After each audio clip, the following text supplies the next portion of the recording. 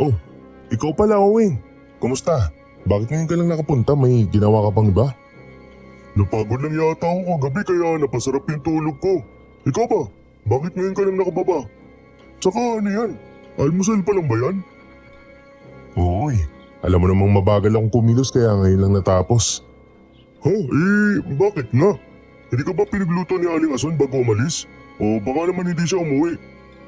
Hindi siya umalis. Nandyan lang siya sa taas sa sarili niyang kwarto. Paano nabakante ang isang tanyag na kumadrona dito sa atin? Hindi yun. Marami pa nga siyang pupuntang sitio dito sa lugar natin. Kaso lang nagkasakit si nanay. Masakit ang paa niya pati yung balakang niya. Naku, nasobran siguro siya sa kakatrabaho. Sinabi mo pa. Kaya nga mula kahapon ako na nagluluto at nag-aasikaso sa kanya. Kahit mabagal ako, nakabili naman ako ng gamot niya. Naku, bakit hindi mo sinabi sa akin kahapon nung kumuha ko ng paninda? Eh di sana hindi ka na naglakad pa. Mamaya yan, ikaw pa magkasakit. Ayos lang. Kaya ko naman saka ayoko nang abalahin ka. Alam ko naman nagtatrabaho ka din para sa pamilya mo. Ay naku, parang namang iba sa akin eh. Nga pala, ito yung bayad sa mga binenta ko kahapon. Uy, salamat naman. Kailangan ko talaga ng pera ngayon eh. Naubos pala yung ipon namin. Bakit? Malaki na ba nagastos mo kay Aling Ason? Ano ka ba? Hindi pa syempre, pero kasi ginamit ni nanay ang pera para itulong sa mga kakilala niya. Nagulat na nga lang ako kaso sabi niya naaawa naman siya dun sa mga bagong panganak na walang asawa. Kaya ayun, sa halip na bayaran siya, siya pa nagbigay ng tulong hanggang maging maayos yung mag-ina. Masyado kasi kayong maawain mag-ina paano ngayon yan? Ikaw lang magtatrabaho sa inyong dalawa? Hindi pa naman ganun kalaki yung kinikita mo dito. Kaya nga gusto ko sanang tanungin kung may kakilala ka o nadadaanan kang tindahan ng mga to. Bala ko kasi magdala sa kanila tapos pwedeng hulugan nila ako bayaran o kahit lingguhan. Sa ganun, may sigurado akong kita linggo-linggo. Tama ka naman dyan. Bakit hindi mo naisip yan dati pa? Sigurado naman akong may mga may-ari ng tindahan dyan na papayag na ilagay ang mga likha mo. Ang gaganda kaya. Kaya nga gustong gusto kong itinda mga yan Sinabi ko naman sa iyo noon pa man, ayoko talaga ibenta yung mga ginagawa ko. Hindi kasi kalidad yung ibang kahoy na ginagamit ko dyan. May mga manlililok pa dyan na mas magaling sa akin at may magagandang kahoy na ginagamit. Ewan ko ba sa'yo? Bakit pagdating sa likha ng iba, kitang-kita mo galing nila? Pero pagdating sa'yo, kahit ang galing-galing mo, hindi mo makita. Ganun siguro kapag hindi sanay sa papuri. Alam mo naman na mula noon hanggang ngayon, may ilan pa ding pangiinsulto at kutsa na tatanggap ko. Nga pala, kung may mga ititinda ka ulit, kumuha ka na lang dyan ha. Ilista mo na lang ulit, kakain lang ako. Sige lang, kumain ka lang dyan. Ako naman na dito ha. Yung mga kahoy pala na ginagamit mo, marami pa ba? Gusto mo bang ibili kita sa bayan mamaya kapag napadaan ako? Salamat pero hindi na kailangan. May mga kahoy ako dyan galing sa kabilang bayan. Nadaanan daw ni nanay isang sapa pa uwi kaya ayun binitbit niya. Mukha daw maganda dahil hindi rumurupok kahit nakababad sa tubig. Kita mo yan? Pati ang nanay mo alam niyang magaling ka sa bagay na yan. Kaya sinusuportahan ka niya. Si nanay na yan wala naman siyang ibang anak na susuportahan kundi ako. Mabuti nga mabait ang nanay mo, hindi katulad ng nanay ko. Walang ibang ginawa kundi pagtrabahuin ako. Ganun din siguro si nanay kung wala akong ganitong kapansanan. Ano, gusto mo palit tayo? Biro lang naman. Baka hindi ako bigyan ng talentong meron ka di mas lalong nagwala ang nanay ko. Alam mo namang pera ang mahalaga sa kanya, di ba? Ganun siguro lahat ng mga nanay na may binubuhay. Sabagay, ito ngayon ang ilalako ko Di ba masyadong madami yan? Kaya mo ba talagang dalhin yan? Oo naman, malakas kaya ako. Hindi mo ba alam yun? Isa pa, kailangan mo ng pera tapos kailangan ko din. Kaya naman magdodoble kahit ako ngayon para sa atin. Kung ako naman ang iniisip mo, hindi mo kailangan gawin yun. Hindi mo kailangan isagad ang katawan mo sa pagtatrabaho. Gagawa naman ako ng paraan para kumita Hindi kailangan ikaw lang ang kumayod. Hindi naman para sa'yo. Nagkataon lang na mas kailangan ko din. O paano? Alis na ako, tanghali na Kumain ka lang dyan Ay, nga pala, baka may gusto kang ipabili sa bayan. Gamot ni Aling Ason. Ayos na, bumili naman ako kahapon ng para sa isang linggo niya. Hindi ko naman sigurado kung tatagal ng isang linggo yung sakit niya pero mainam ng sobra, di ba? Sabagay, hindi na ako akit sa taas Sabihin mo na lang kay Aling Aso na kinakamusta ko siya. Magpagaling ka mo siya. Sige, salamat. Mag-iingat ka at huwag nang ipilit na sumugod sa init. Oo, alam ko na yan. Ikaw lang naman nag-aalala sa akin kaya huwag kang mag-alala. Mag-iingat ako at hindi ako susugod sa ulan o sa init.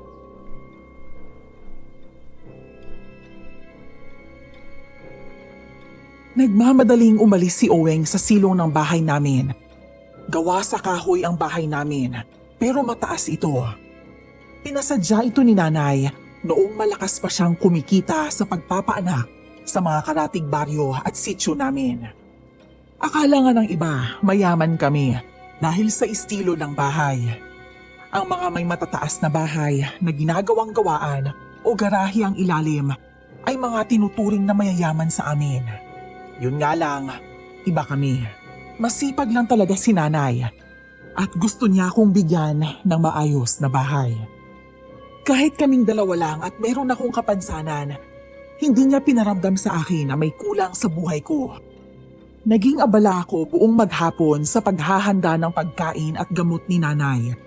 Kaya konti lang ang naukit ko. Kinabukasan, habang abala akong nag-uukit, biglang may magandang babae ang pumasok sa loob ng gawaan.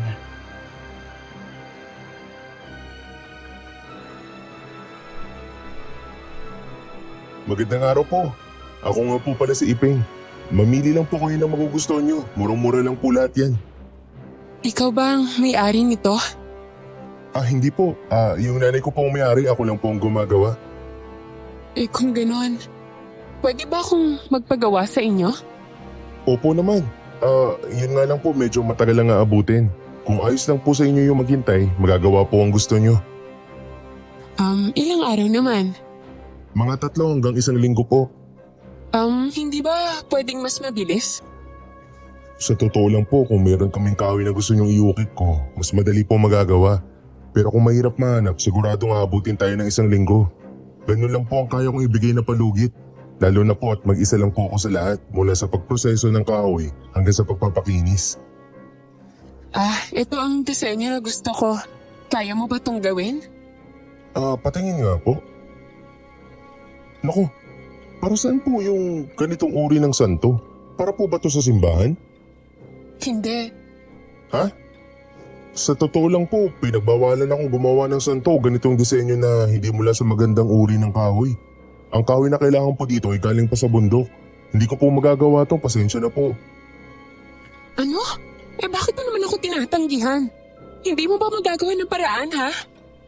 Pasensya na po talaga. Mas mabuti pong sa iba na lang kayo magpagawa. Gusto kong ikaw ang gumawa. Magbabayad ako kahit gaano pa kamahal yan. Hindi ko po kayang gawin ang gusto nyo dahil lang sa pera. Kung may pera po kayo, sa iba na lang kayo magpagawa. Gawin mo sa loob ng 2 araw. Sige na, tanggapin mo na. Pasensya na po, hindi ko po talaga pwedeng gawin yan. Maliban na lang kung papayag kayong ibang kahoy ang gamitin. Isa pa, mahirap pong ukitin ang gusto nyo. Kaya abutin talaga ako ng 1 linggo. Sige, payag na ako sa 1 linggo. Pero pwede bang yung kahoy na kailangan na gamitin mo, ayoko ng ibang kahoy? Mahirap po talaga maghanap ng kahoy na yun. Kaya hindi ko po magagawa ang gusto nyo. Sige na, dadagdagan ko ang bayad. Hindi po talaga eh. Pasensya na po. Wala na akong magagawa sa gusto nyo.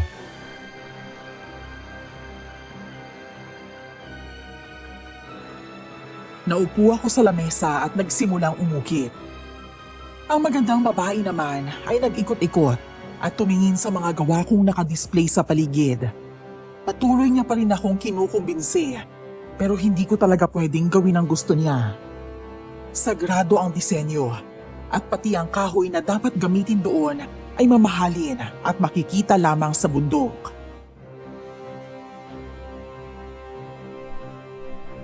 Hoy! Uipeng! May maganda ka pala kasama dito. Kamusta po? Ayos lang po ba kayo? Ano pong pinapagawa nyo? Gusto nyo po bang ako na lang mag-deliver? Maingat po ako magdala. Hindi ko magagawa ang gusto niya. Hindi ko nga alam kung bakit nandito pa siya.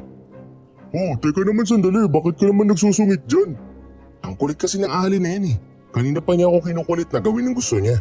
Hindi ko naman kaya yung gusto niya. Ano? May hindi ka kayang gawin?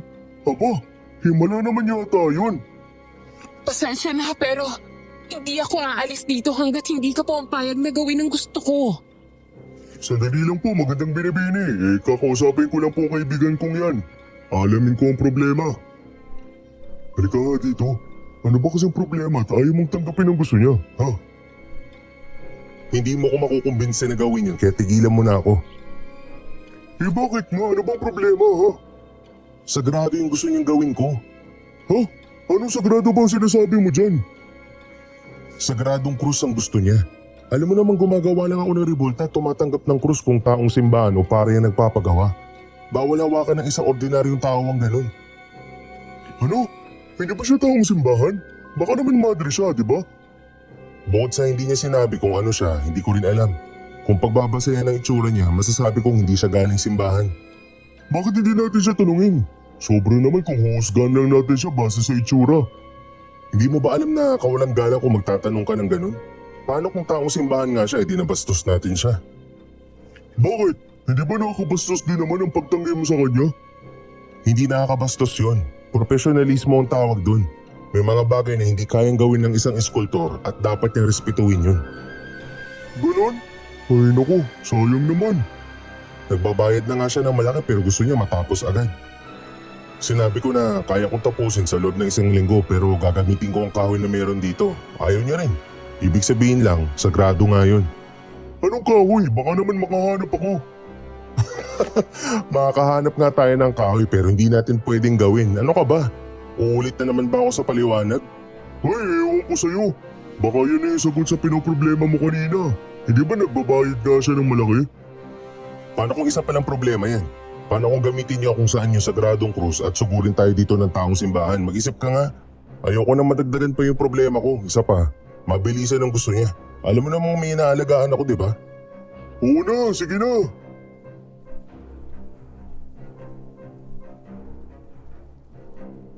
Lumapit si Oweng kay Maria. Dalaga pa naman siya. Kaya yun na lang ang itatawag ko. Hindi siya nagpakilala sa akin. Pero narinig kong nagpakilala siya kay Oweng. Nagulat na lang ako nang umalis ito. Siguro ay nakumbinsi siya ni Oweng na wag nang magpagawa sa akin. Hindi rin nagtagal at sumunod na si Oweng. Dala ang ilan niyang paninda. Pagsapit ng hapon, nagulat ako na ni isa sa mga dala niya ay walang nabenta. Hindi naman ito bago, pero nakaramdam ako ng konting pagkadismaya. Kailangan ko talaga ng pera para sa gamot ni nanay, pero hindi ko yun ipinahalata sa kanya. Kinabukasan, tanghali na noon at kakatapos lang namin kumain ni nanay. Pinainom ko na rin siya ng gamot bago ako umupo sa lamesa ko. Nagulat pa nga ako nang may magandang babae nang nakaupo roon.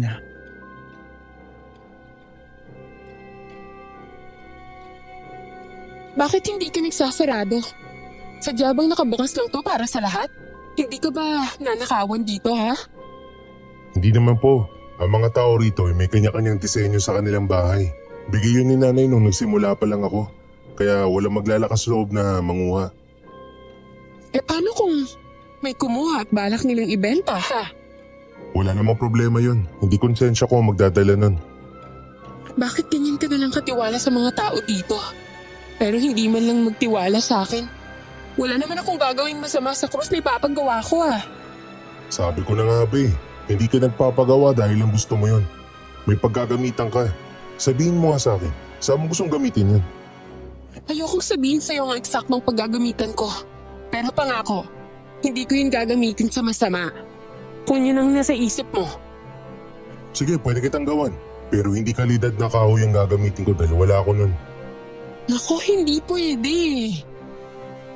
Diba? Tignan mo reaction mo. Alam mong hindi sagrado ang krus kung hindi tamang kahoy ang gagamitin ko. Kaya ganyan mo na lang kagusto. Magbabayad naman ako ng tama, ah. Kahit mahal.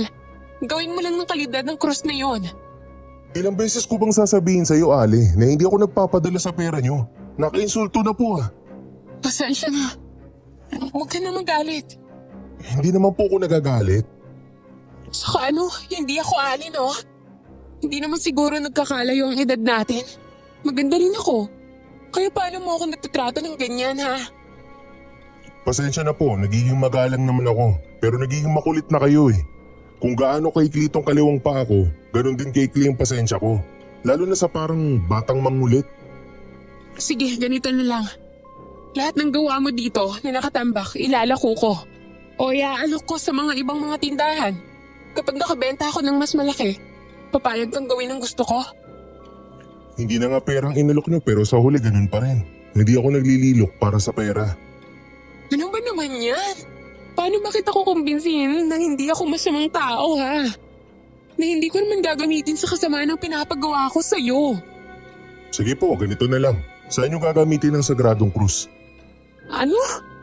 Di ba? Hindi mo masabi dahil baka sa kasamaan ng gamit nun. Alam nyo hindi porket maganda ka gagamitin mo na yan para mapapayag ang isang binata. Bakit hindi ka na lang maghanap ng ibang manlililok na papayag sa gusto mo? Gamitin mo rin yung... Bakit tumatawa ka dyan? May nakatawa ba sa sinabi ko? Inamin mo kasing maganda ako eh. Kaya nakakatuwa lang. Ano ba yan? Bakit namimili ka lang ng papakinggan para kang bata? Pumayag ka na kasi. At hindi ako nagpunta rito para gamitin ang mukha ko, no? Tama ka naman. Pwede akong pumunta sa iba at gamitin ng tactic ang ginagamit ko sa'yo. Pero kasi iba sila eh, at iba ka. Alam ko naman, mas magaling ang matatandang manlililok kesa sa akin na baguhan lang. Hindi kasi yun ang ibig kong sabihin. Kung ano man ang ibig mong sabihin wala na ako ron. Tangi ikaw lang ang nakakaalam ng dahilan. Ni ayaw mo ang sabihin sa akin. Kaya anong patunay mo na hindi ka masamang tao? Ganyan siguro pag matandang binata na. Hoy, ano sabi mo? Ulitin mo yun. Bakit? Kapag inulit ko ba gagawin mo ang gusto ko, ha? Matandang binata ka dyan, hindi pa ako matanda. Oh, talaga? Parang hindi naman halata sa itsura mo. Sa galaw at pananalita. Abat.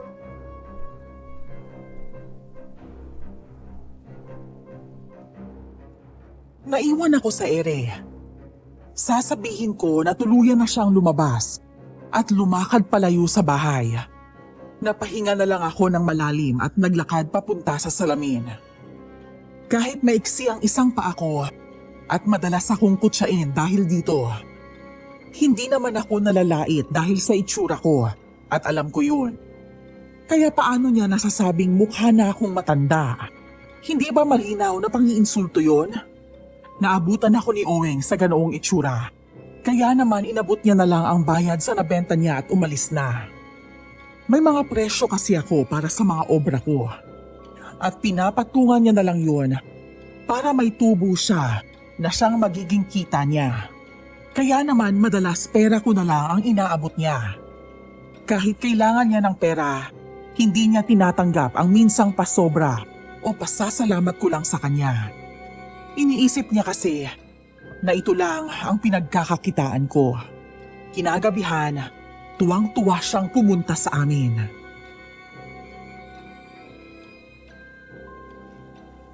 Anong meron at bakit nag-aanda ka kaagad? Maaga ka bang aalis? Oo, aagaan ko para makarating agad doon. Marami siyang binili sa akin at babayaran niya na lang pagdating doon. Ano? Ano naman ang gagawin niya at bakit bibili siya ng maraming rebulto? Mga santo. Magtatayo ba siya ng isang simbahan? Hindi, basta. Pwede ko naman kasi siya sinismis ng malala, ano ka ba? Naniniwala ka ba na bibili talaga siya? Mamaya inuto ka lang pala niya, di ba? Huwag kang ganyan. Ang negatibo mo naman mag-isip. Bakit hindi mo nalang isipin na totoo? Di ba gusto mo naman to? Aminin mo, wala ka nang pambili ng gamot ni Aling Ason, di ba? Di ba? Alam ko namang nahihiya ka lang magsabi sa akin eh. Ano ka ba naman? Hindi totoo yan. Kung tungkol sa kahapon, hindi ako galit dahil sa'yo. Hindi mo lang ako hinayaan na magpaliwanag kaya hindi ko nasabi sa'yo. Ayos lang. Alam ko namang hindi ako ang dahilan ng inis sa mukha mo. Sadyang nagmamadali lang ako umalis kasi nakita ko si Maria. Galing na naman siya dito, di ba? Ano? Uulitin ko pa ba? Hinabol ko siya kahapon. Alam mo ba ang sarap niyang kausap? Simpleng biro ko lang natatawa na siya. Kung wala nga lang akong obligasyon sa pamilya ko, baka niyaya ko na agad siya ng kasal eh. Ano? Kasal agad? Ano ba? Tumataas ang boses mo ah. At oo, kasal agad. Gusto ko makasama yung babaeng handang tumawa sa biro ko kahit walang kwenta. Yung may kwentang kausap at alam kong dadamayin ako. Siyempre, ganun din naman ako, di ba? Hindi siya magandang impluwensya sa'yo. Ha? Bakit mo naman nasabi yun? Hindi mo nga siya kinakausap eh, kaya paano mo siya makikilala? Hindi ko na siya kailangang kausapin ng matagal para makilala. Saka hindi mo ba alam ang kasabihan ng matatanda? Hindi mo makikilala ang isang tao kung hindi kayo magkasama sa isang bubong. Paano kami magsasama sa isang bubong kung hindi kami magpapakasal? Basta, maganda na siya at talagang kakit-akit pa pati ang ugali niya. Ewan ko sa'yo. Ayoko na marinig yung mga walang kwentang papuri mo sa kanya. Bilisan mo na dyan. Ito, tapos na. Lahat ba talaga yan dadalhin mo? Hindi ba masakit sa balikat bitbitin lahat yan? Ako na ang baling damiskarte bukas. Paano, uwi na ako. Ikamusta mo na lang ako kay Aling Hasan ha? Pasensya na sa abala ng ganitong oras.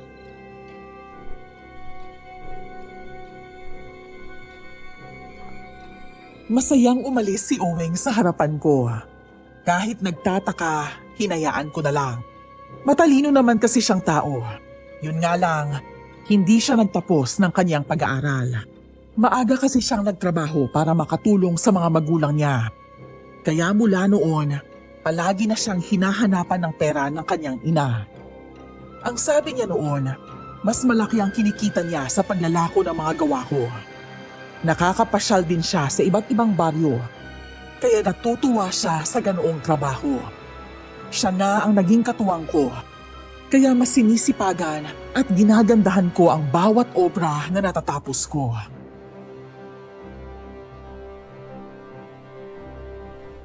Ang laki nito ah. Hindi ba sobra-sobra to? Hindi ah. Kasi kukuha pa ako na dadalhin doon. Teka nga, kanino mo ba talaga dinadala lahat ng yan ha?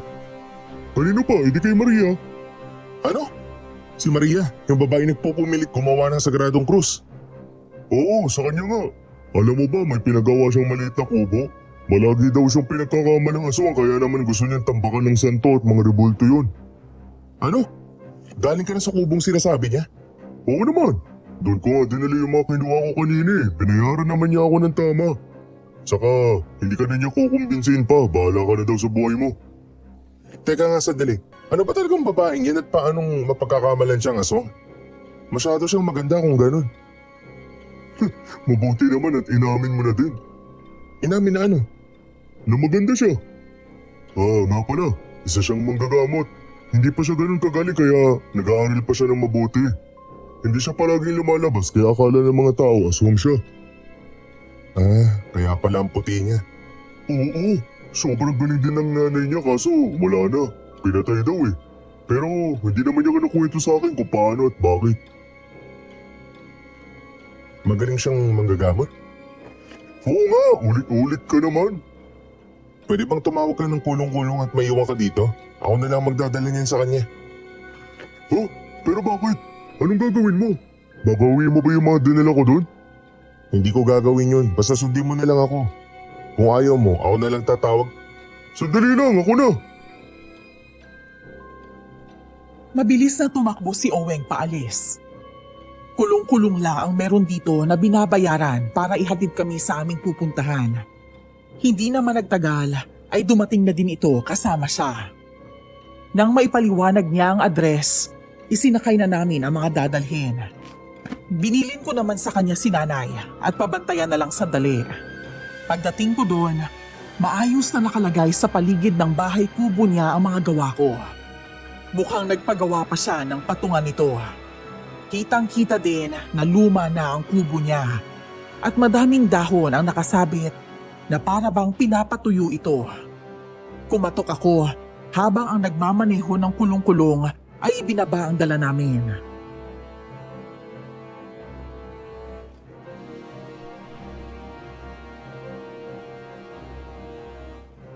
Oh, ang bilis mo naman. Akala ko nakabalik na si Oweng. Ikaw pala yan, Ipeng. Kumusta ka? Babawiin mo ba ang mga pinamili ko sa inyo, ha? Hindi. Binili niyo po yan ng maayos sa kaibigan ko. Dinala ko din yung mga dadalhin niya sa'yo. Ito, pwede mo tignan isa-isa. Ako, hindi na. Sigurado namang kompleto yan eh. Mamaya ako na ilalagay sa mga lagayan nila. Maraming salamat pala sa paghatid ah. Mukhang naabala pa kita. Pasensya ka na ah. Pasensya na din pero hindi naman ako nandito bilang may-ari. Nandito ako bilang magpapagamot sa'yo. Magpapagamot? Bakit? May sakit ka ba? Anong nararamdaman mo? Ayos ka lang ba? Halika, pumasok ka dito. Hindi ako may sakit. Nabanggit sa akin ni Owing na manggagamot ka kaya gusto ko sanang patingnan si nanay. Nanay mo? Bakit? Ano nangyari sa nanay mo? Sige, maupo ka muna dyan. Kukuha lang ako ng tsaa. Mas magandang pag-usapan yan habang may mainit na hinihigop eh. Pasensya ka na. Ay, ano ba? Kanina ka pa humihingi ng pasensya eh. Ano ka ba? Ayos lang naman. Saka naging makulit din naman ako sa'yo. Saka ko lang din naintindihan ng rason mo nung sinasabi sa akin ni Owen. Naintindihan ko din kung bakit di mo direktang sinabi sa akin. Salamat. Ayos lang. Ano nga palang kondisyon ng nanay mo? Nagkasakit kasi siya. Palaging mataas ang temperatura niya na parang laging tinatrangkaso. Tapos nananakit din ng balakang niya pababa sa kanyang mga hita. Kaya hindi siya makalakad at magdadalawang linggo na siya nakahiga lang sa higaan niya. Dinala mo na ba siya sa mga albularyo ha? Hindi pa. Isa pa, ayaw din ni nanay. Palagi niya lang sinasabi na simpleng sakit lang yun na baka dahil sa paglalakad niya araw-araw. Teka, ano bang trabaho ng nanay mo at bakit siya naglalakad araw-araw? Isa siyang komadrona. Palagi may mga tumatawag sa amin para isama siya sa iba't ibang baryo para magpaanak. Kahit sabihin ko na sumakay na lang siya hindi niya magawa kasi, di ba, kaunti lang naman ang may kulong-kulong dito sa atin. Ang pangalan niya Azon? Ano? Sa bagay, kahit sino naman, may kilalang nanay ko Tanyag siyang komadrona Siya kasi ang nagpaanak sa nanay ko noon. Sabi niya, dalaga pa daw yun pero may angking kakayanan na. Palagi din siyang nandito nung nabubuhay pa ang nanay ko. Kaso pinatay si nanay. Kaya hindi ko na rin nakita si Aling Azon. Siguro dahil lumipat din ako ng bahay. Ano? Kilala mo pala ang nanay ko? Bakit hindi siya nagpadala sa'yo nung nahihirapan na siya? Kasi ayaw niya talaga magpadala sa mga albularyo Hindi niya naman alam na manggagamot ako Matagal na ako sa sitio na to.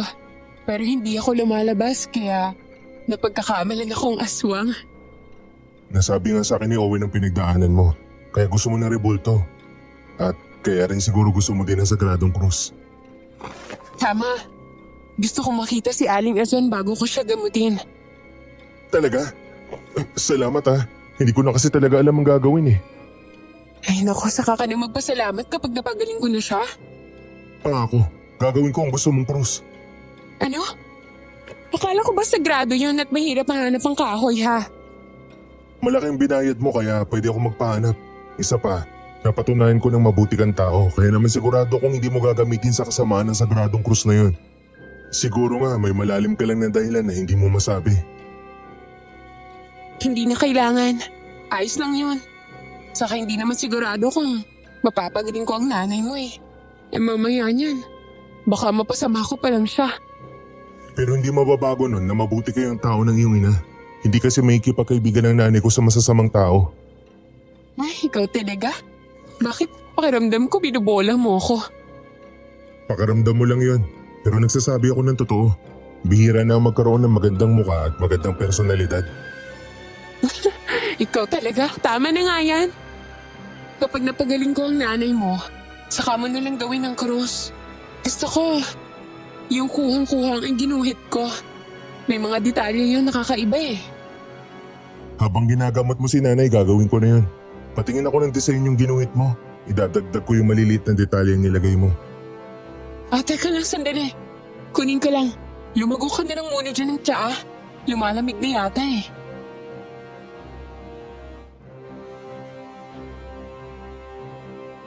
Umalis si Maria sa harapan ko. Umakyat siya sa 3 baitang na hagdan. Yun siguro ang kwarto niya. Agad kong inabot ang binibigay niyang papel at tinago ito sa bulsa ko. Nauna na akong umalis matapos naming magkasundo. Naghihintay kasi sa akin ang nagmamaneho ng kulong-kulong kaya hindi ako pwedeng magtagal. Si Maria kasi ay mag-aayos pa ng mga dinala kong pinamili niya. Pagdating sa bahay, kita ko ang pagkabalisa sa mukha ni Oweng. Parang nag-aalala siya sa bagay na hindi niya kontrolado. Kaya naman nagmamadali akong lumapit sa kanya. matapos kong magbayad sa sinakyan ko.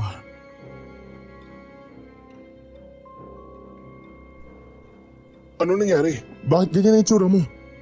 Ikaw ang dapat kong tanungin. Anong pinag-usapan niyo ni Maria? May sinabi ka naman ba sa kanya para masaktan siya? Ha? Ano sinasabi mo dyan? Nag-aalala lang naman ako na baka inaway mo si Maria. Wala ako doon para ipagtanggol siya. Sandali lang.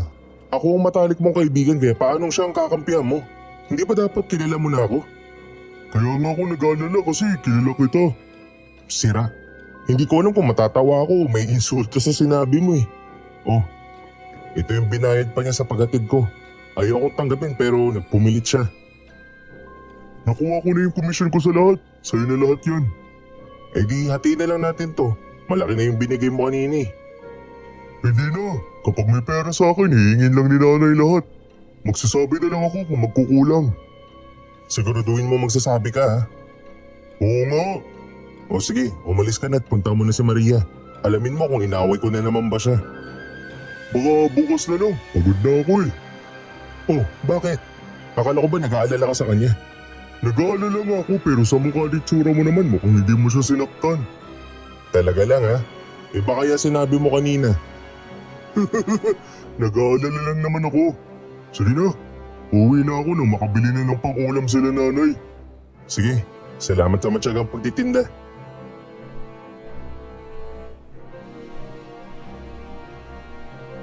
Nagpasalamat sa akin si Oweng at umuwi na. Umakyat lang ako sandali at kinamusta si nanay. Agad din akong bumaba para tapusin ang ilan sa mga gawain ko. Bago pa magdilim, dumating si Maria. Mabuti na lang at tapos na akong maghanda ng hapunan namin. Kaya naman sinamahan ko na siya paakyat sa taas. Kinabahan pa ako dahil pakiramdam ko ay magagalit sa akin si nanay. Ayaw niya kasi talagang magpatingin sa mga albularyo. Nay, kamusta po kayo? Hindi po ba kayo naiinip dito? Ayos lang naman ako. Palagi nga akong tulog eh. Kaya niyo po bang maupo?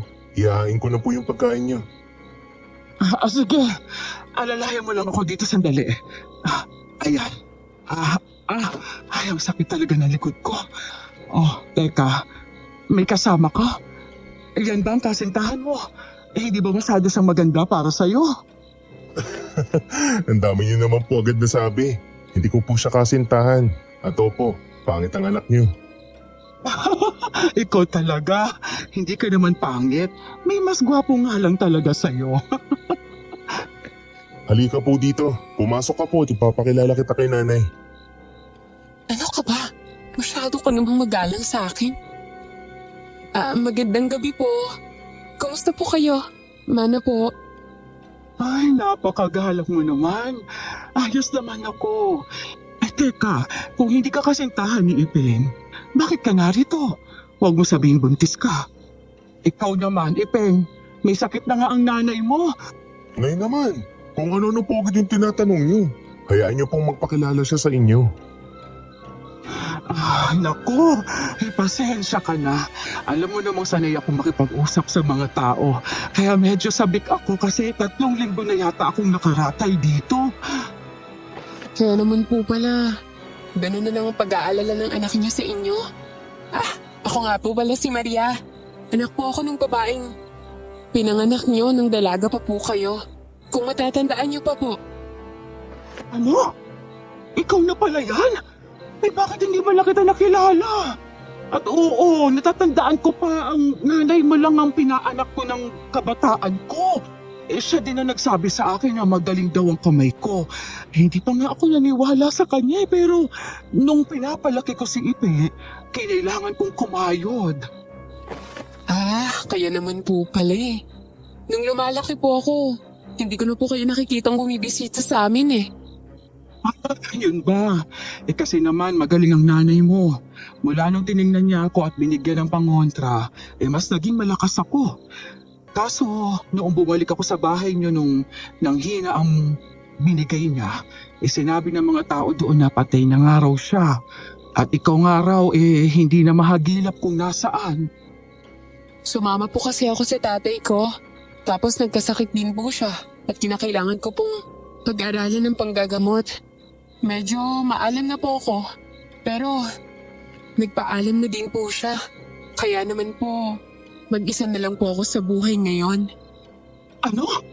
Kung ganun, saan ka nakatira? Sino ang kasama mo? Medyo malayo po ang baryo dito, pero maayos naman po ako doon. Sa ngayon po, abala po akong pag-aralan ng panggagamot. Nanggagamot na din po ako, pero hindi pa po ako ganun kagaling.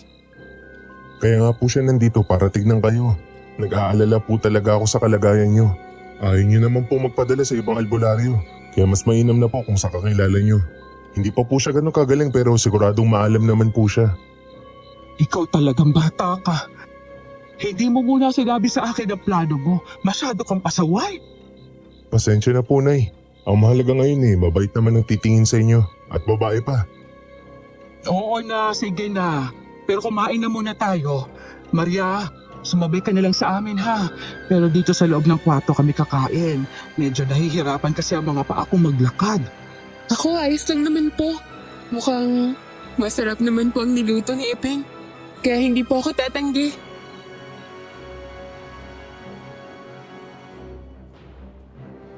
Tumawa na lang si nanay dahil sa sinabi ni Maria. Naging maingay ang hapunan namin dahil sa panayang kwento nilang dalawa. Natuwa naman ako makita na kahit papano'y bumabalik ang lakas ni nanay. Matapos kaming kumain, ako na ang naghugas at nagligpit habang si Maria naman ay tinitingnan na si nanay. Bago lumalim ang gabi ay nagpaalam na siya.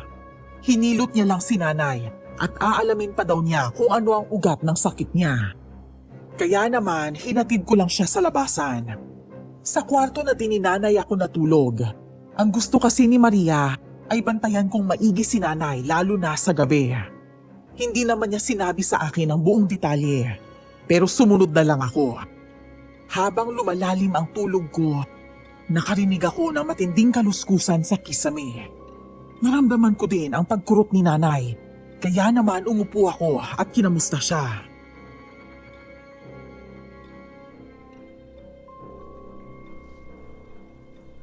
Ano pong problema?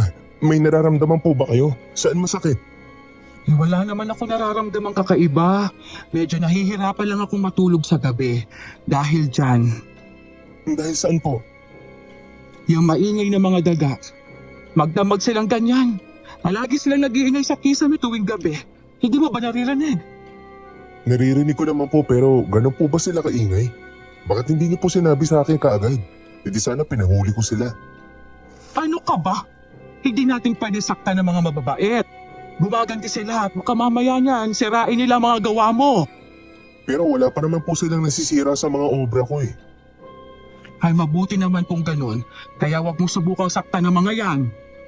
Hahayaan po natin sila kahit sobrang nakakaabala na. Pwede naman natin silang paalisin pero iniisip ko pa kung paano. Kaya habang hindi pa ako nakaisip ng paraan, kailangan muna nating masanay. Ako nang hahanap ng paraan kung ano pong pwedeng gamitin pantaboy sa kanila. Huwag nga ikaw ang gumawa. Matatandain kasi ang mga daga. Baka mamaya mamerwisyo sila sa gawaan mo. Mas mahirap yon. Sige po, subukan na po natin matulog ulit habang nag-iingay yung mga yan. Muli kaming nahiga ni nanay. Nagulat pa ako dahil makalipas ang ilang oras ay nakatulog na siya. Habang ako naman ay nahihirapan pa din. Nakikita ko ang mga daga na naglalakad na sa gilid ng bubong namin. Inalala ko ang mga gawa ko. Pero ayon sa sinabi ni nanay, kung hahayaan lang at hindi sasaktan, hindi naman mamemerwisyo. Hinabukasan, habang abala akong naghahanap ng magandang kahoy sa tambakan ko, dumating si Lola Flora. Isa siyang matandang kumadrona ng baryo namin. Siya ang nagpapaanak sa ilan kung wala si nanay. Katulad ngayon. Wala kasing ibang pwedeng takbuhan ng mga buntis dito, kundi ang mga kumadrona lang. Bukod sa libre, sila pa ang dumadayo sa mga bahay.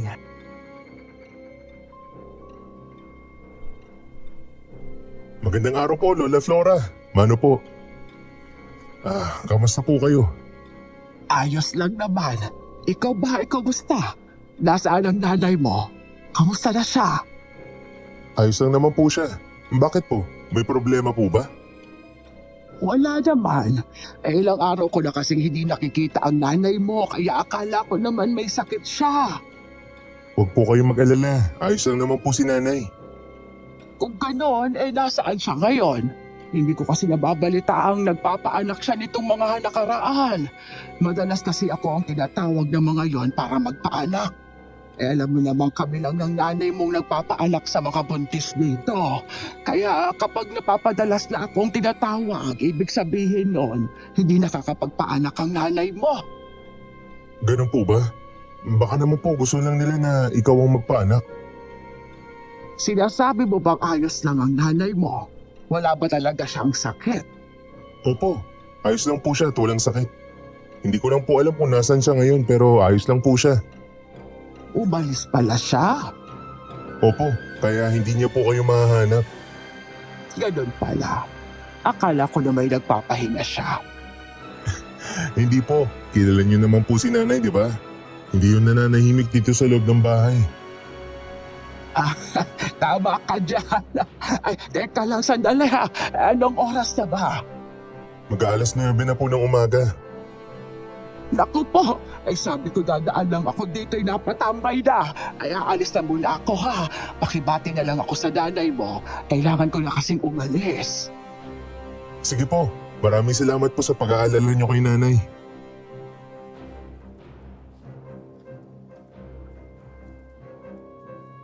Umalis na si Lola Flora sa gawaan ko. Pinanood ko lang siya habang papalayo at muling nakahinga ng maluwag nang hindi na siya bumalik. Hindi naman ako natatakot kay Lola Flora. Sadyang ayaw lang ni nanay na may makaalam sa kalagayan niya. Hindi ko lang alam kung bakit. Hindi na kasi ako nagtanong dahil ayaw niya ding kinukulit siya. Hindi pa nagtatagal simula nung umalis si Lola Flora nang dumating si Maria.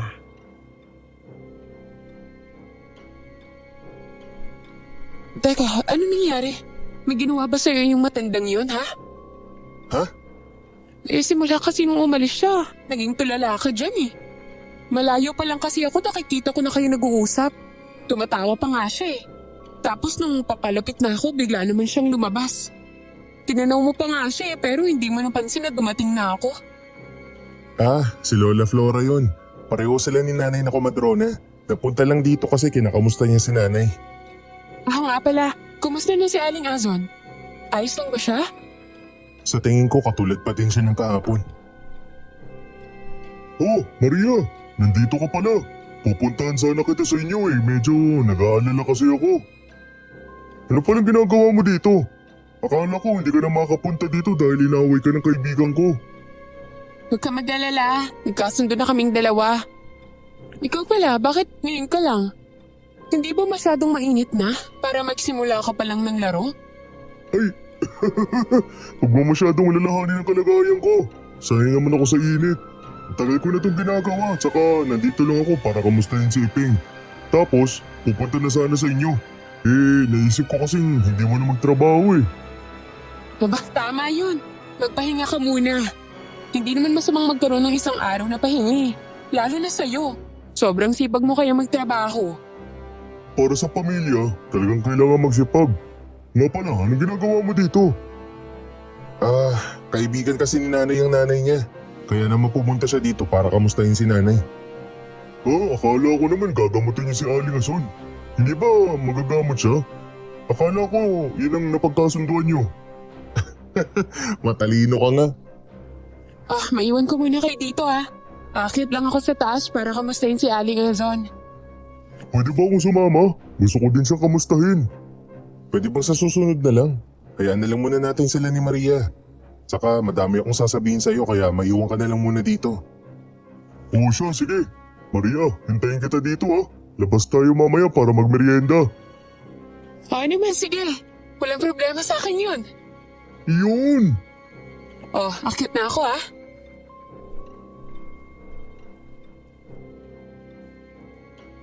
Tumango naman si Oweng kay Maria habang paakyat ito sa itaas.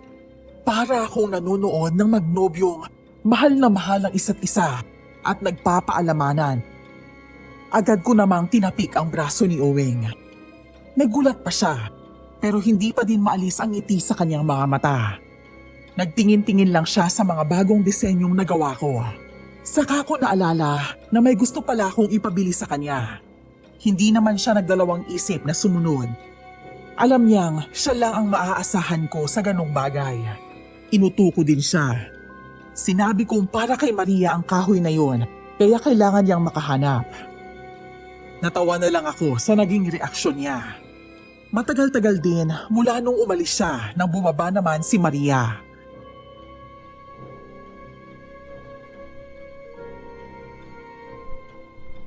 Kumusta? Anong lagay ni nanay? Malubha ba talagang sakit niya? Hindi ako makapagbigay ng buong detalye sa'yo eh. Pero ang masasabi ko lang, lumulubha ang kalagayan niya kada araw. Ano? Talaga ba? Pero mas malakas si nanay ngayon kaysa nung nakaraan. Dahil nasasanay na ang katawan ng nanay mo sa sakit, nagiging madali para sa kanyang kumilos dahil sanay na. Ano? Kung ganun, ano ba talagang sakit niya at bakit hindi mo masabi sa akin? Sabihin mo nga, sinabi ba yun ni nanay? Ano ka ba? Hindi mo naman kailangan magtaas ng boses dyan eh. May mga halamang gamot akong iniwan sa lamesa doon sa taas. Pwede yung pakuluan mo at ipainom mo sa kanya. Yung mga tabletang binibigay mo para mabawasan ng sakit, pwede mo nang tigilan. O siya, sige. Pero pwede ko bang ibigay yun kung sakaling sumakit ng todo? Oo naman. Kung hindi niya kakayanin yung sakit, kung kaya niya naman na, huwag mo nalang bigyan. Tsaka isa pa nga pala, palagi mong hilutin ang binti niya ha. Dahil hindi nagagalaw, tumitigas na. Mas mahihirapan siya maglakad ulit kung hindi yun maaayos. Sige, salamat. Saka ka na magpasalamat kapag nakabalik na sa dati yung lakas ng nanay mo. Teka, nasan pala si Oweng? Pinakisuyuan kong bumili ng kahoy na kakailanganin sa pinapagawa mo. Babalik din agad yun. Pwede mo siyang hintayin dito. Naku, hindi na. Siguro papuntahin mo na lang siya sa bahay. Ha? Ayaw mo bang dito na lang kayo tumambay? Kailangan ba talagang sa bahay ko ubo mo? Eh kung ayos lang naman sa'yo, wala namang problema sa akin. Eh nag-aalala lang kasi ako na baka bawal tumambay dito eh. Ano ka ba? Hindi no. Mas maganda nang may kasama ako dito eh. Ganun ba? Eh, hindi kasi halata eh. Nag-uumpisa ka na namang asarin ako. Ganyan ba talaga pagkatao mo? Kaya ba tuwang-tuwa si Owing na kausap ka? Siguro. Eh nakasadayan ko na kasing maging casual lang sa mga tao eh. Sa ganun, mabilis para sa akin na biruin at asarin sila. Mas magiging totoo ang mga tao kapag ganun. Mas gusto ko yung totoong tao kaysa sa mga peking mapagpanggap. Sa bagay, tama ka naman dyan. Kahit ako mas gusto ko yung totoong tao kaysa sa mga peke. Tama. Paano ka nga pala natutong mag-ukit ng kahoy at gawing obra? Wala kasi akong kalaro nung bata pa ako. Kaya ang pinagkakabalahan ko na lang ay gawaing bahay. Hanggang sa isang araw, nakakita ako ng karit. Basta nakayuko ng ganun yung talim niya. Tapos inukit ko sa puno ng mangga. Mula nun, natuwa na ako sa may mga disenyong kahoy. Hanggang sa nag-uwi na ako ng mga kahoy at ginagawa kong laruan. Aksidente mo lang palang natuklasan yung kakayanan mo sa pag-uukit, no? Lahat naman siguro tayo may kakayang hindi natin nailalabas. Pwede ding lahat tayo may kakayang umukit, di ba? Siguro nga. Eh, pwede mo ba akong turuan, ha? Ha? Magpapaturo ka sa akin mag-ukit? Oo, eh bakit? Masama ba yun? Susubukan ko lang naman eh. Ikaw talaga. Magkakaroon lang ng paltos sa mga kamay mo, papangit yan. Ano ka ba? Meron naman talaga akong paltos eh. Yan oh.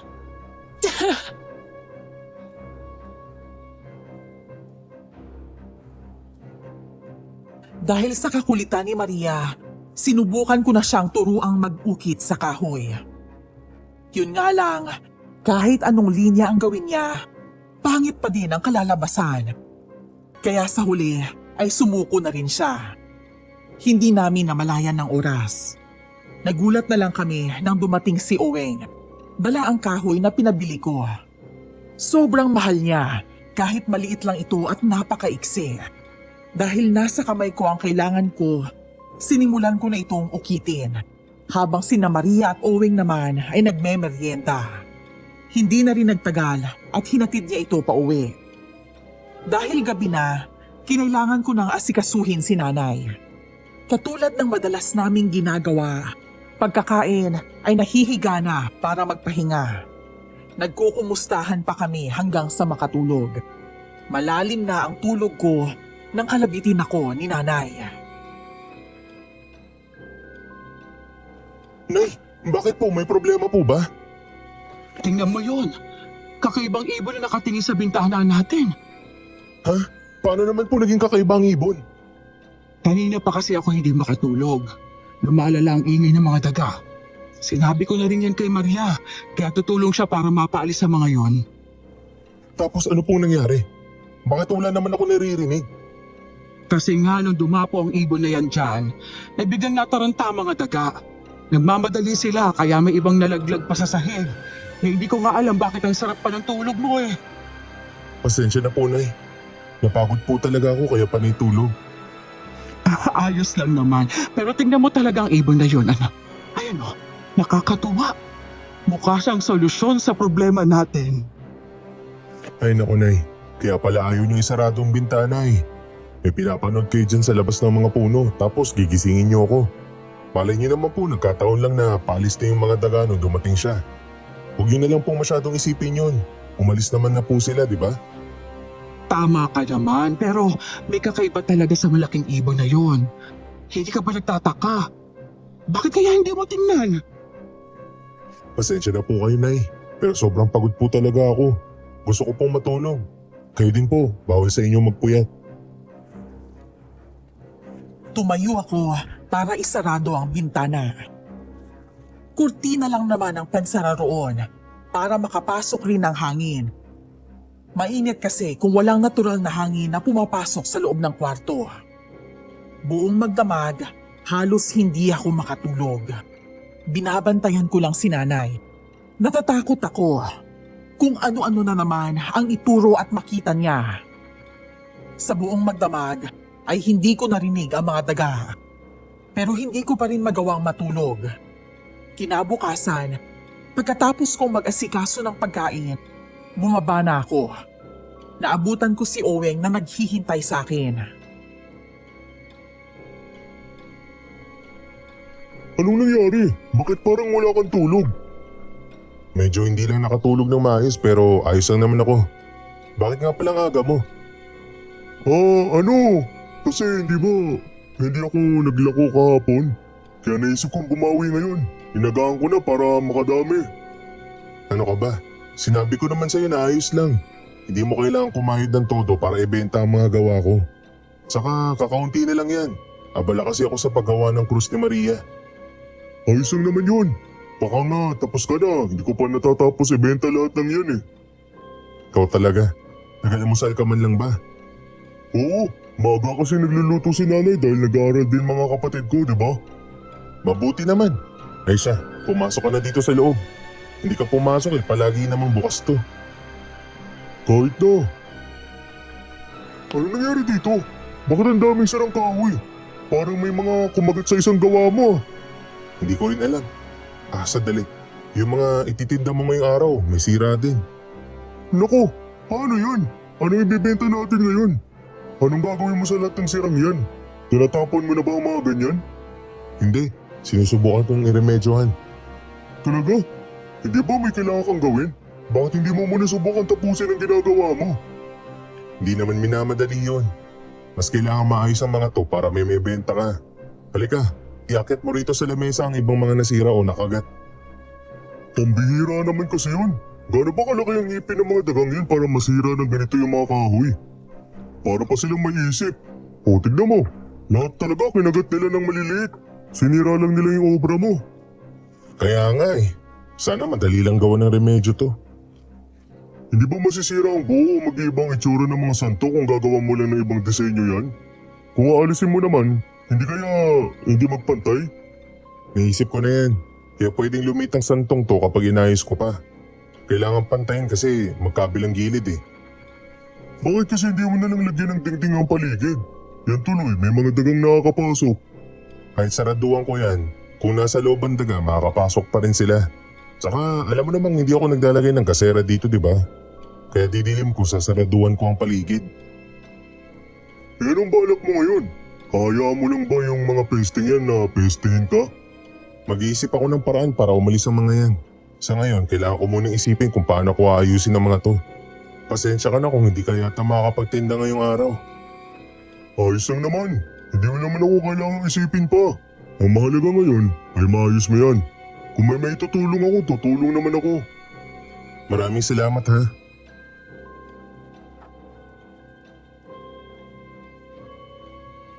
Naging abala ako sa maghapon. Hindi naman ako iniwan ni Oweng. Nasa tabi ko lang siya at inaabot ang mga kailangan ko.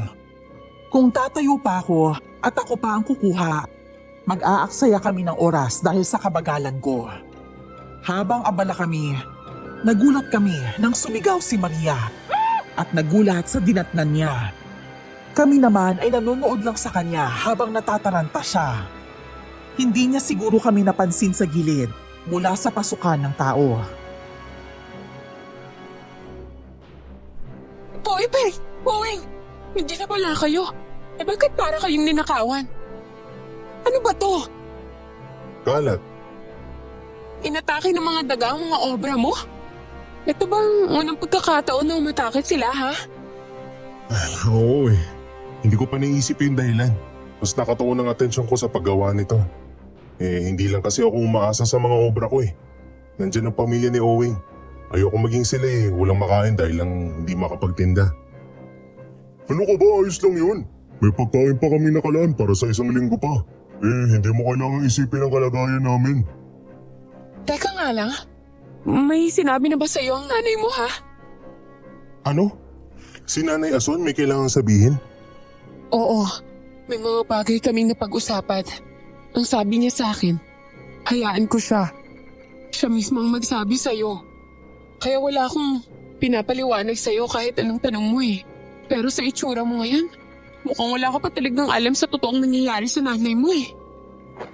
Ano? Sabihin mo nga sa akin, may malubhabang karamdaman si Nanay? Hindi ako ang tamang tao para magsabi sa'yo niyan. Teka Iping, saan ka naman pupunta? Susugurin mo ba yung nanay mo?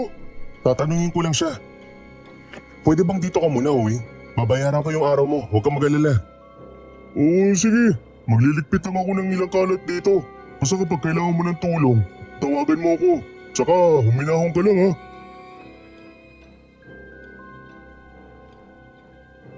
Hindi ko na pinansin si Oweng at agad akong umakyat sa taas. Nakasunod naman sa akin si Maria. Pagdating ko sa taas, nakita ko si nanay na nakaupo at nakatingin sa labas. Nagulat pa siya nang makita ako kasama si Maria. Huminga ako ng malalim at umupo sa higaan niya. Hinawakan ng kamay niya at tinanong siya ng malumanay. Sabihin mo sa akin, Nay, iiwan mo na po ba ako? Ganun na po ba kalubhang nararamdaman mo? Hindi ah. Sino ba nagsabi sa'yo niyan? Kung ganun, bakit kayo naglilihim sa akin? Bakit hindi niyo pinapaalam sa akin ang tunay niyong sakit? Ano po ba talaga yan ha? Nung una ko siyang tiningnan, alam ko na ang kalagayan niya. Hindi lang ako kasing galing ni nanay. Kaya naman ilang ulit kong inalam. Isa lang ang sinasabi ng tawas. Si Aling Ozon ay nasa ilalim ng isang sumpa. Ano? Sumpa? Alam niyo po ba ito, Nay? Kaya ayoko malaman ng mga tao na may sakit ako eh. Kung sino una maghahanap sa akin at mangungumusta, siguradong siyang gumawa ng sumpa. Kailangan mahuli ko muna siya bago ko maibalik sa kanya ang sumpang ginawa niya sa akin. Kung ganun, bakit hindi niyo sinabi sa akin? Alam ko kasing mag-aalala ka lang at yun ang hindi ko gusto. Alam ko namang nahihirapan ka na. Lalo pat ang ipon mo ay nagamit ko. Ayoko namang hindi ka makapagtrabaho dahil iniisip ako. Sabihin mo sa akin, Nay, sino gumawa nito sa'yo? Hindi ko alam. Walang kahit sino pumupunta dito para alamin ang kalagayan ko. Maalis ba natin ang sumpa? O may pwede ba tayong gawin? Ibalik ang sumpa, pwede ba yun? Pasensya ka na. Simpleng magagamot lang ako. Yung mga ganong bagay ay albularyo lang ang may kakayanang gawin yun. Naglagay naman ako ng bantay para umalis ang mga nagdala ng sumpa eh. Ano? May nagdadala ng sumpa kay nanay? Oo, yung mga daga na nakita at naririnig nyo tuwing gabi ay mga sigbin. Alaga yun ng mga mangkukulam. Ano? Hindi pala ordinaryong daga ang mga yun? Tapos sinira nila yung mga ginawa ko? Ano nangyari sa baba? Madami bang nasira? Opo, halos wala kaming maibenta ni Owing dahil lahat ay may depekto. Kaya naman po nire-remedyohan ko simula kanina. Pinadala ko dito ang ibon para maging bantay. Ibon yun na alaga ng nanay ko. Uma ang tawag doon. Para kahit papaano ay hindi maubos ang lakas ni Aling Azon. Matagal na pala ang sumpa sa pagkatao ng nanay mo, Ibeng. Nakukontra lang ito dahil sa mga binibigay ng nanay ko. Habang tumatagal, nawala yun at hindi na napalitan. Kaya naman bumigay na ang katawan niya. Gumawa ka ulit nun. Hindi pa ako kasing galing ng nanay ko. Kaya hindi ko magagawa yon. Isa pa, kahit anong pangontra, hindi na makukontra ang sakit ng nanay mo. Ang magagawa natin ay pabagalin at ibalik sa gumawa nito. Sino? Sino ang gumawa nito? At anong kasalanan mo sa kanya, Nay? May nakaaway ka ba? Wala akong alam. Alam mo naman kung gaano ako kabuti sa mga taong nakakasalamuha ko dito. Totoo yan. Kaya kahit ang ipon ko ay nagawa niyo pang ipagamit sa ibang tao. Kaya sino po ang gagawa sa inyo ng ganitong kalala? Tama ka dyan. Sobrang lala ang ginawa niya sa nanay mo. Kung titingnan, hindi lang simpleng galit to. Malalim ang pagkasuklam ng taong yun. Kaya pati bahay niyo nilagyan niyo ng daga. Ang dagang sigbin na yan ay hindi basta mapupunta dito kung walang nagdala. Ibig sabihin sa dami ng mga dagang yun, madaming beses na siyang pumunta dito? Parang ganun na nga. Na parang hindi. Pwede kasing ipagawa nila yan sa iba eh. Pwede may kasabot siya para gawin ng lahat ng to. Parang ganun na nga. Ano gagawin natin ngayon? Paano mo kami matutulungan? Hindi ko talaga to pinagsasabi sa iba kasi nahihiya ako eh. Hindi ako sigurado kung konektado to sa pagkamatay ng nanay ko. Ano? Pinatay ang nanay ko ng isang aswang. Aswang namang kukulang sa tingin ko. Yun nga lang, hindi ko mahuli ang nilalang na yun. Sinusubukan ko din siyang ipahuli sa albularyo pero malaking kahihiyan lang ang nangyari. Anong ibig mo sabihin? Makakatulong ba ang albularyo para mahuli sila? Hindi ako sigurado. Ang alam ko lang, pwede ko silang mahuli. Kung mahuli ko man siya, hindi ko siya mapapatay. Masyado na siyang malakas dahil sa mga nabiktima niya. Ang tanging makakapatay lang sa kanya ay ang sagradong krus. Kaya mo pala pinipilit sa akin na gawin yan kaagad-agad. Papatay ka ng mga aswang? Oo, pasensya ka na. Pero nanay ko ang kinuha niya eh. At hindi ako pwedeng manahimik na lang habang buhay. Sige, gagawin ko ng mas mabilis. Hindi ko alintana ang mga sinasabi ni nanay. Agad akong bumaba para harapin ang paggawa ng sagradong sandata. Ayokong patagalin pa ito. Kailangang mahuli ang makukulam na yun bago pa mahuli ang lahat kay nanay. Siya na lang ang meron ako. Tinaguyod niya ang pagpapalaki sa akin simula noon.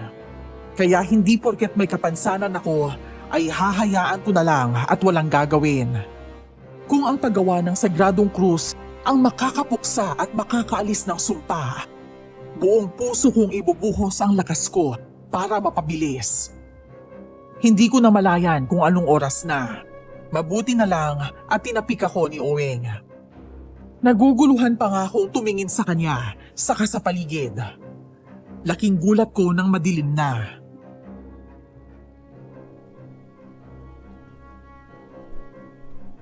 Gabi na! Uuwi na kami ni Maria.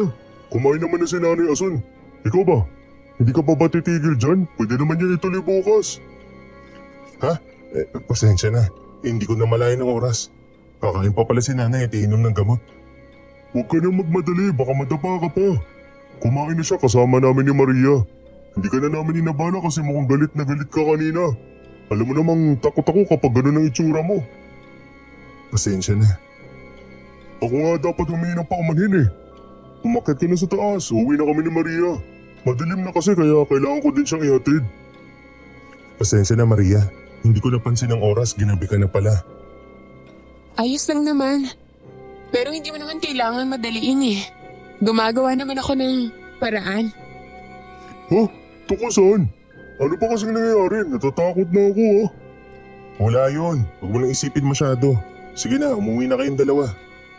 Sige, mauuna na kami.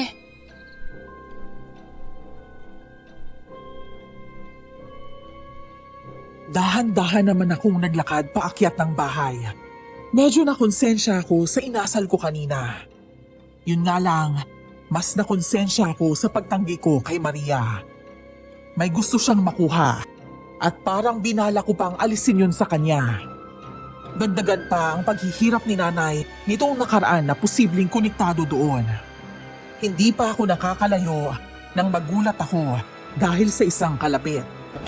Malalaglag na sana ako, pero may mga bisig na sumalo sa akin. O ayos ka lang ba? Nagulat yata kita. Ano ginagawa mo dito? Akala ko ba uuwi ka na? Masyadong madilim na. Hindi kita mayahatid. Alam mo naman ang kalagayan ko. Eh kaya nga ako bumalik dito dahil sa kalagayan mo eh. Ha?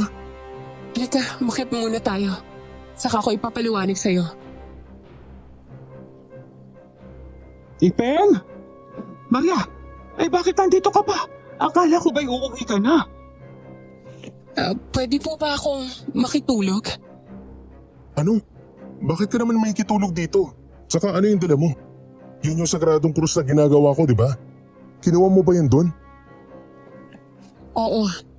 Hindi mo pa to tapos. Pero malapit na. Saka naiisip mo ba na baka sirain lang to ng mga dagang sigbin ha? Isa pa, nabilitaan ko sa ibon ko na atake daw ang mga yangihin dito. Ibig sabihin, ngayon na nila isasagwa ang pake nila sa nanay mo.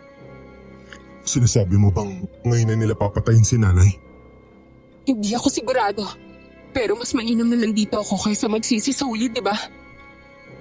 Kung makapag-usap naman kayo parang wala ako dito. Naririnig ko kaya kayo. Kamatayan ko ng pinag-uusapan nyo ha.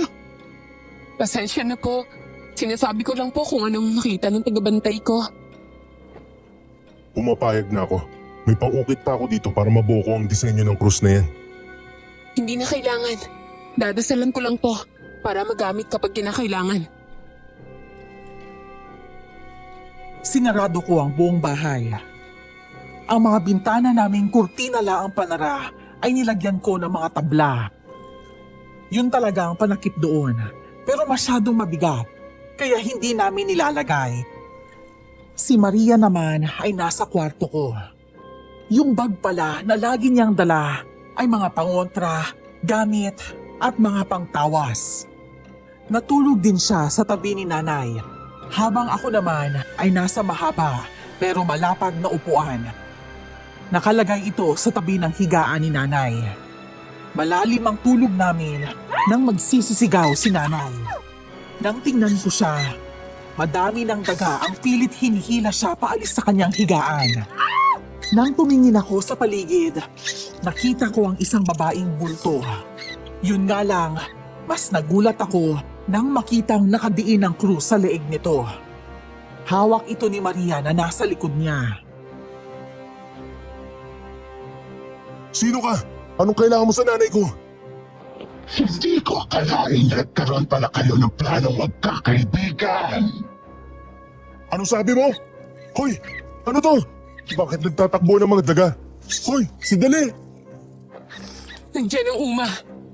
Kaya naman natataranta ang mga sigbin. Ikaw, sino ka? At anong ginawa mo sa babaeng walang malay na yan sa'yo ha? Para magalit ka ng ganito. Sumagot ka! Bakit? Kung sasagot ako, pakakawalan mo ba ako? Anong ginawa ng... Ay! Ano ba yan? Hindi pa pala naubos ang mga daga. Kanya-kanya ng takbo. Linti, inuubos mo ang pasensya ko. Sabihin mo sa akin, anong masama ang ginawa ng nanay ko? Ha? Mo na lang ako. Anong sabi mo? Alam kong hindi nyo kaya pumatay ng kahit na sino. Hayop na, hindi nyo magawang saktan. kami. Sinusubukan mo ba ako, ha? Gusto mo ba talagang patayin kita? Gawin mo kung kaya mo. Walang giya ka!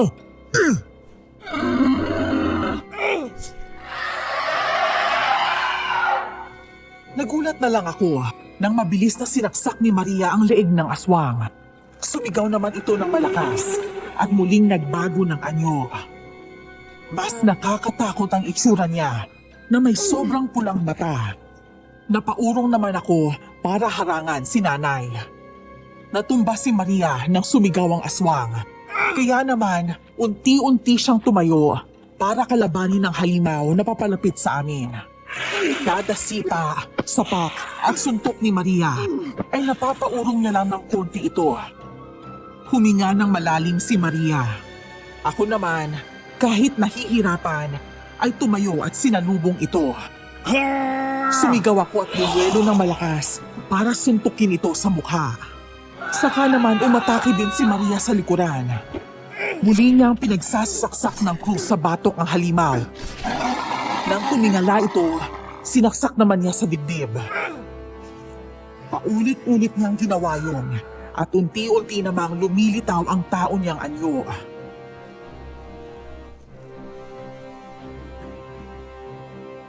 Si Lola Flora, siya ang mangkukulam na aswang. Sabi ko na nga ba? Aling Elson? Nanay, ayos lang po ba kayo? Alam niyo pong siya ang gumagawa niyan sa inyo? Noong una, hindi. Pero mas tumitibay dahil sa mga sinasabi ni Maria. Sa tulong din ng ibon niyang nakakolekta kami ng sapat na impormasyon. Bakit hindi niyo man lang sinabi sa akin? Dahil alam naming malapit ka kay Oweng. Ano naman pong kinalaman nito kay Owing? Hindi din ako naniwala nung una. Pero talagang magaling itong si Maria. Nalaman niyang si Oweng ang nagdala ng mga daga dito sa atin. Kaya naman, nagkaroon ng dalamayang mangkukulam dito sa loob. Hindi yun gagawin ni Owing. Wala siyang dahilan. Isa pa, ano pong ginawa niyo kay Aling Flora? Yung sumpa niya po ba sa inyo ay wala na o nandyan pa? Mahina pa rin ang katawan ko. Binulungan lang ako ni Maria kanina na magpanggap na tulog. Kaya kahit takot ako, hinayaan ko na lang. Hindi mawawala ng ganing kadili ang sumpa. Kailangan nating masunog ang ugat nito. Tukol naman kay Owen. Mas magandang siya ang kausapin mo. Gusto niyo sunugin natin si Lola Flora? Hindi po ba para tayong naging kriminal nun? Ang pagpatay ng halimaw ay hindi isang krimen. Hindi sila tao. At ang batas ay para lamang sa mga tao.